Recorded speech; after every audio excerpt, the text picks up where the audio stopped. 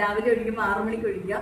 Chemical free എങ്ങനെയാക്കാന്നാണ് തന്നെ. ഇപ്പൊ കാഴ്ചയുടെ പവർ കുറയുന്നുണ്ട്, അത് മാറാനായിട്ട് എഡിക്സിനൊന്ന് ട്രൈ ചെയ്യും. എല്ലാവരും കമ്പ്യൂട്ടർ ഫോണൊക്കെ ഒരുപാട് യൂസ് ചെയ്യുന്നുണ്ട്.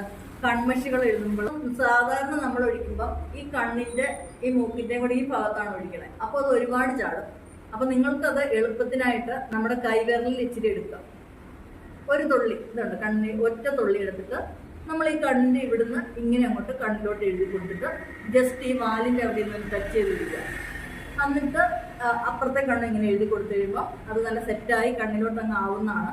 നമ്മൾ തുള്ളി ഒഴിച്ചു കഴിഞ്ഞാൽ ചിലപ്പോൾ അതിങ്ങോട്ട് നമ്മൾ അധികം കണ്ണ് തുറക്കാതെ അത് ഒരുപാടായിട്ട് പുറത്തോട്ട് പോകാനാണ് ചാൻസ്. അപ്പൊ നിങ്ങൾക്ക് നല്ലൊരു ടിപ്പാണ്. സാധാരണ കണ്ണിലസുഖത്തിന് മാത്രമല്ല ഇളനീർക്കൊഴുമ്പ് ഉപയോഗിക്കുന്നത്.